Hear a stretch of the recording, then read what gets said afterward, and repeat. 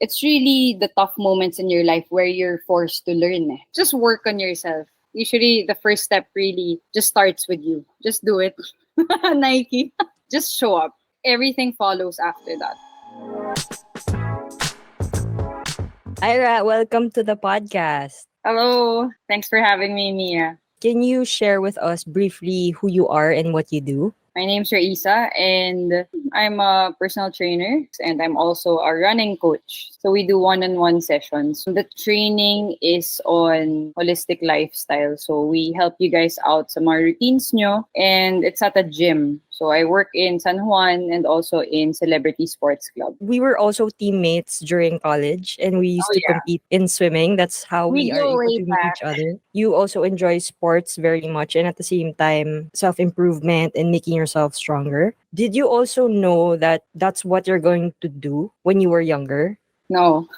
Well, my path was very much like what my parents wanted me to be. I was picking between being a lawyer, a teacher, or a doctor. It was just three paths. Like I knew I wanted to help people. I had a yearbook when I was in preschool, and it was wanting to help.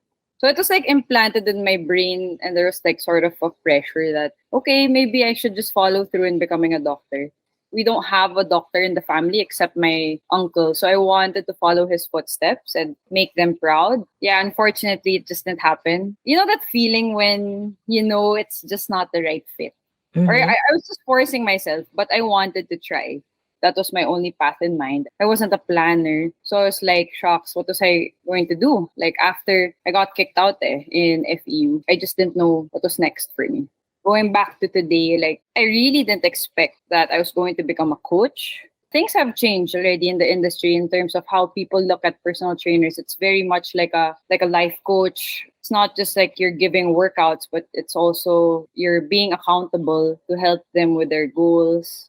Being a doctor or lawyer, is it something that you really wanted to do or to become, or is it because of your parents and wanting to please them?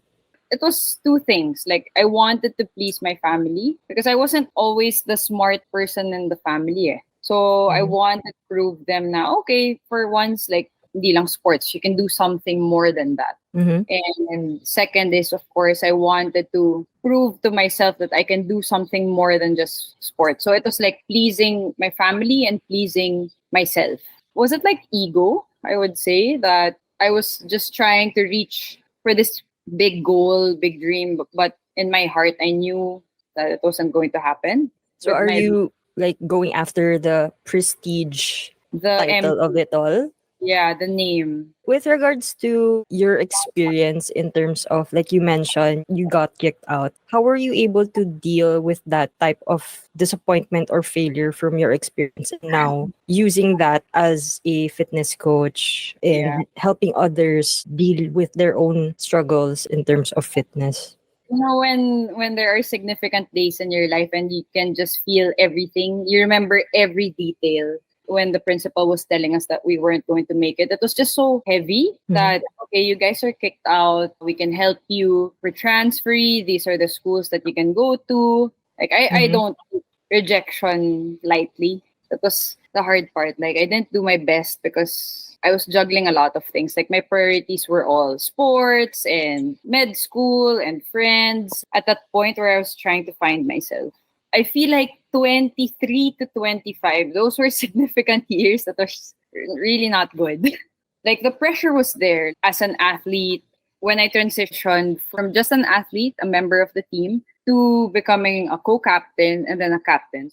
I would compare myself to our other captains before that. They were so good at leading the team. And it's tough leading 40 people. The way they led the team, it was just lead by example. That was one of the big things that I got from them. And I would train hard, like really Mhm. show up on time. I would do extra work. But I guess one of the moments of existential crisis for me was like, whenever I would say something, I feel like my voice wasn't being heard as much.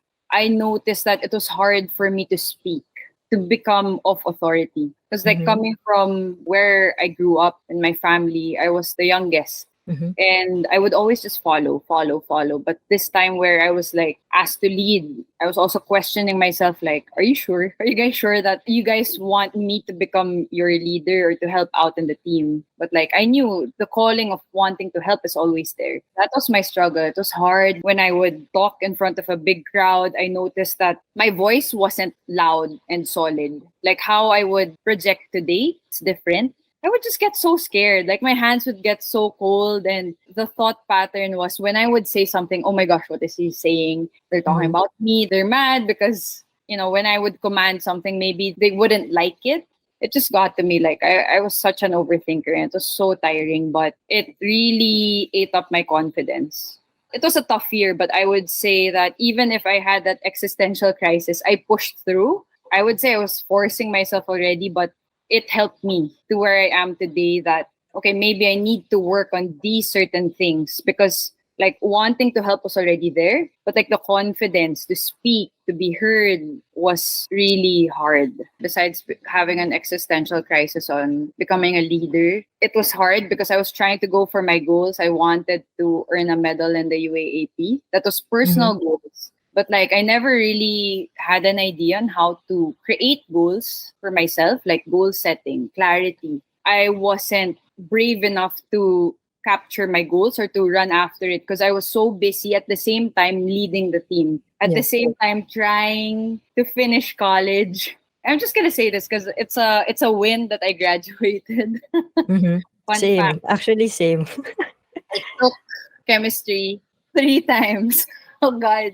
I can resonate with your experience. Not only are we training together, but at the same time, being a student athlete is not easy. You really have to find the balance in terms of being able to give 100% physically in training, and at the same time, after that, we go to classes. So it's really hard for us to stay awake in terms of the classes. And at the same time, since you took one course 3 times, I also took one course 3 times. And there was actually a term that I almost got kicked out and I didn't even know.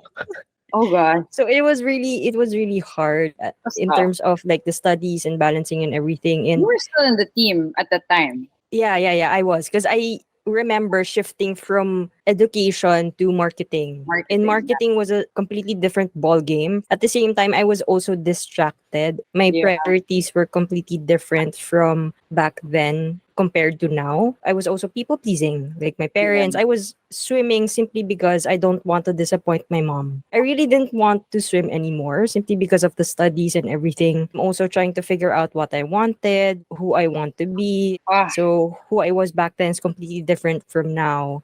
I do believe that the times now is completely different from when we were in college. Mental health is not that talked about before when we were in college. We were yep. just doing what we can with what we have. Being in a position where you have to show up, where you have no choice, and at the same time deal with the heaviness of your priorities. How was dealing with people's expectations changed as you become a personal fitness coach, especially when working with clients? Looking back and how I am today, I would say the biggest shift was the pandemic because during the lockdown, you weren't allowed to go out anymore. That helped me focus. Like really check in with myself now. Where am I at right now? Because I was always the type who would beat around the bush. I wouldn't sit down and look at my goals. Like, Raissa, what are your goals? Mm-hmm. Who do you want to become? I never had an answer to that until pre-lockdown. I joined this life coaching program. They were asking us to write down without any boundaries your goals and dreams or how you would see yourself as your future self. Everyone was so active, like writing, writing. I was like, oh my gosh, I didn't know who I wanted to become. So I just tried. I started with sport. Oh, I wanted to become a national team athlete or represent the Philippines. At the time, med school isn't already a true choice for me. I still wanted to help people, but probably psychology because I finished. It was a lot more on personal development and sport. So I stuck to that. And it was a simple goal for me. I know career wasn't there yet. Coaching wasn't there yet. And that moment where I was just writing what I wanted to be, and then we had to draw it into a vision board, it felt good. It felt liberating that I finally had that, that moment where I could just be myself. One of the prompts there was without any boundaries, without having to think about what others think. That was so powerful. Mm-hmm. And the idea came in and becoming a coach when a friend asked me for help. Can you coach me?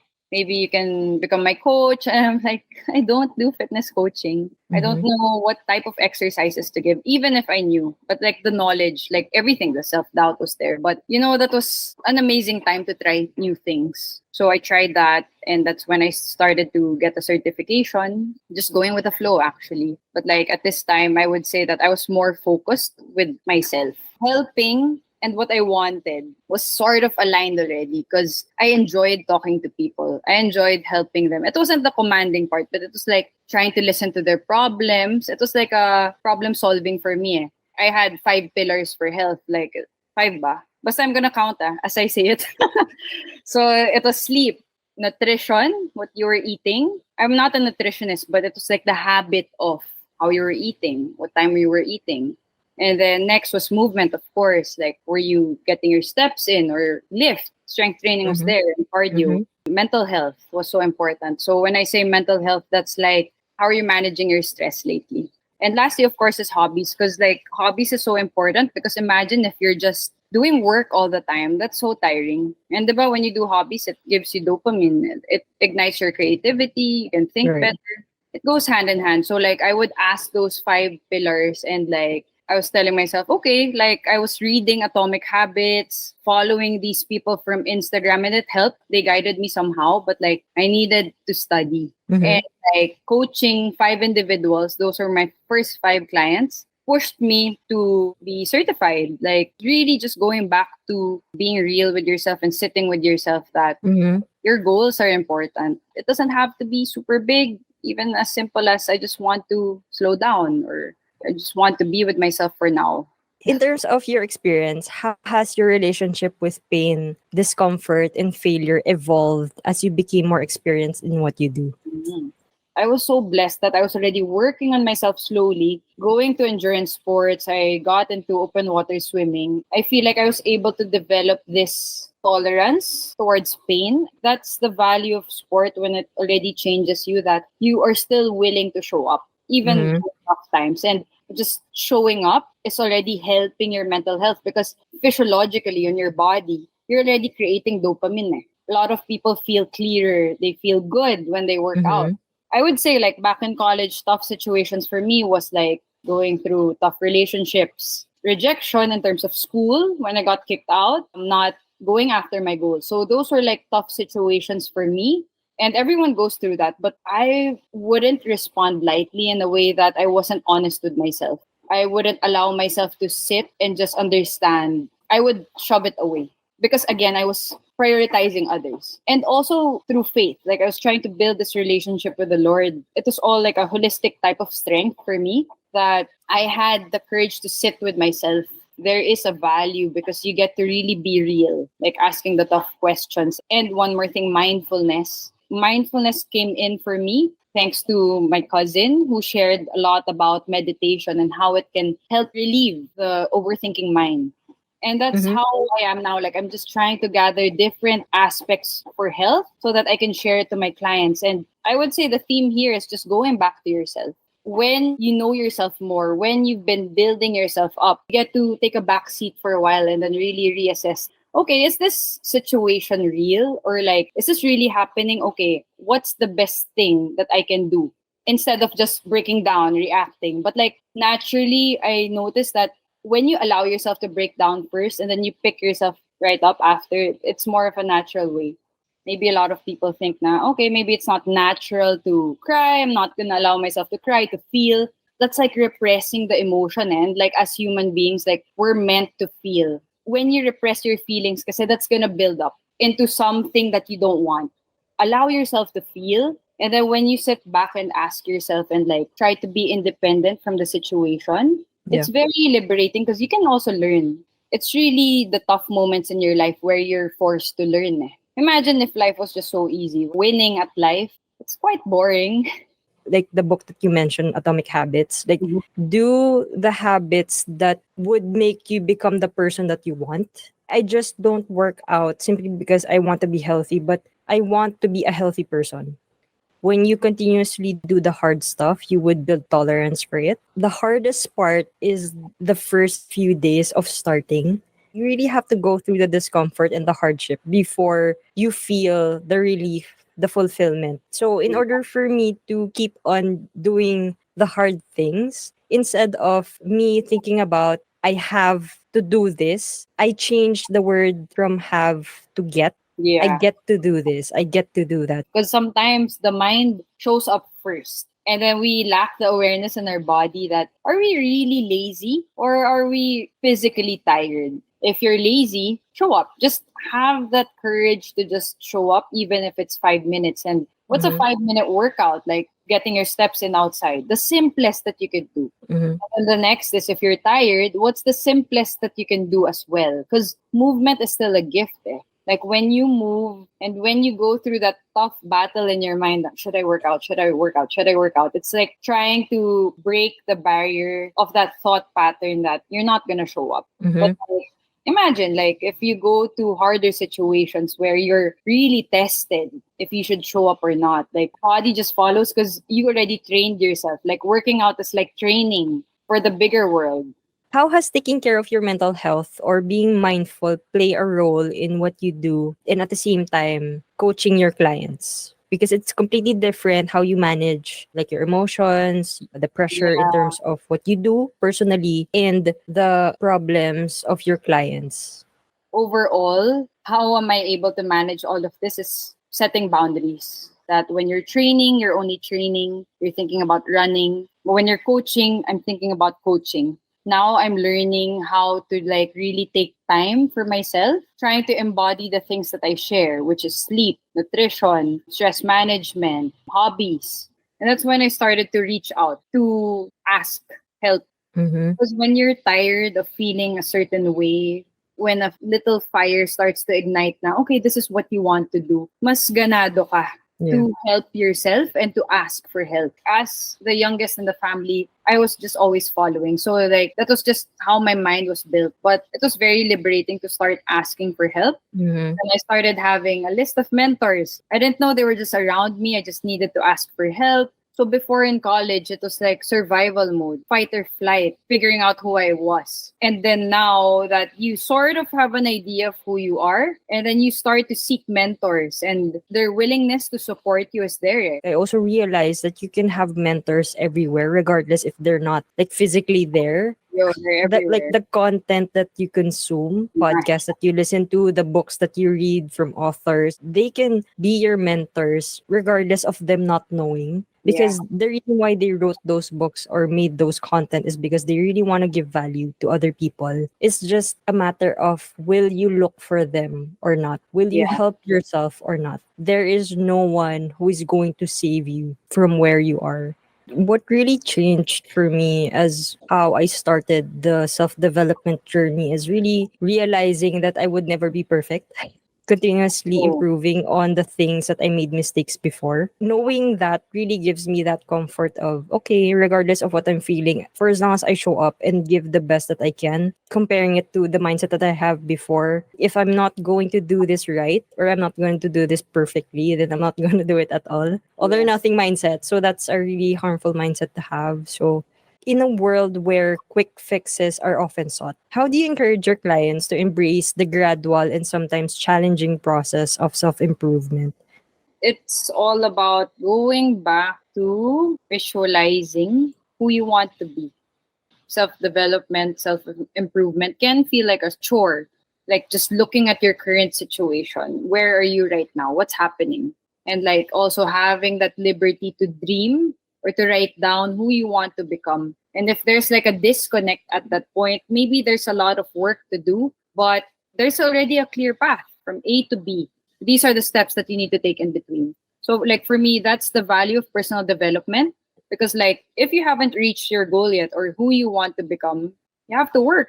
For one of my goals is like I really want to represent the Philippines. Like I never went up the podium alone during UAAP. I want to stop having that guilt of like, oh, I should have done better back in college. But like, I Mm-hmm. knew I was like going through a couple of things. Eh. But now I have that courage to like, I really want to represent the country. If it's through triathlon or running, that's why I'm constantly like building up, training, and showing up almost every day. That's where we start to value taking good care of ourselves, like finding that gap in between. How can you reach that? It's Mm-hmm. always usually going towards taking good care of yourself, self development.